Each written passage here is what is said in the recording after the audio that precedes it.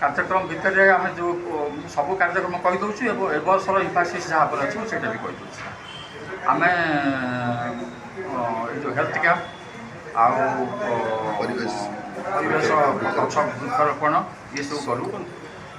ଖରାଦିନେ ପାଣି ଯୋଗାଇ ଦିଅ ଲୋକମାନଙ୍କୁ, ପରମାନେଣ୍ଟ ପାଣି ଯୋଗାଇ ଦେଇଥାଉ। ଆଉ ଅଶୋକାଷ୍ଟମୀ ଦିନ ଦହି ପାଣି ଆମର ଇଏମାନଙ୍କୁ ଦିଆଯାଏ।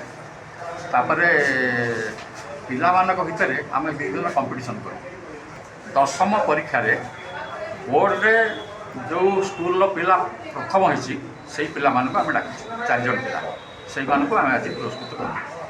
ତା ବାଦେ ଆଉ ସୋସିଆଲ ୱାର୍କରେ ଯେଉଁମାନଙ୍କର ନାଁ ଅଛି ସୋସାଇଟିରେ ସେଇଭଳିଆ 3 ଜଣ ଲୋକଙ୍କୁ ଆମେ ବାଛିଛୁ। ପ୍ରତିବର୍ଷ ବି ଆମେ କରୁ ସେଇଟା ଏବଂ ସେମାନଙ୍କୁ ଆଜି ସେଠି ତାଙ୍କୁ ଇଏ କରାଯିବ, ସମ୍ବର୍ଦ୍ଧିତ କରାଯିବ। ତା ବାଦେ ଆମ କ୍ଲବର ଯେଉଁମାନେ ସିନିୟର ମୋଷ୍ଟ ମେମ୍ବର୍ସ ସେମାନଙ୍କ ଭିତରୁ ବି ଆମେ ସେମାନଙ୍କୁ ପୁରସ୍କୃତ କରିଥାଉ। ପୁରସ୍କୃତ ନୁହଁ ତ ସମ୍ବର୍ଦ୍ଧିତ କରିଥାଉ। ଏଇ ହେଉଛି ଗୋଟେ ଜିନିଷ। ତାପରେ ଏ ବର୍ଷ ଆମେ ବେଶୀ ଷ୍ଟ୍ରେସ୍ ଦେଇଛୁ ଯେ ବୃକ୍ଷରୋପଣ ଏବଂ ସ୍ୱାସ୍ଥ୍ୟ ସେବା। एक अच्छे गोटे कम्युनिटी किचन कर गोटे कथा अच्छी जो मैंने गरीब आमर वृद्ध लोक अच्छा जार कहीं नहांती से आम खाद्य जोगार व्यवस्था करुँ।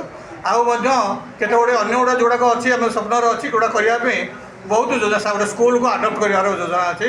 आते गरीब पिला आम आडप्ट कर पाठ पढ़ी उच्च शिक्षा देवार अच्छी। आजिकल जुगे जो पारिवारिक संपर्क कटि जाऊँगी स्कूल को जाकि आम बापा मार संपर्क कौन हो पाए आम पिला बुझा व्यवस्था।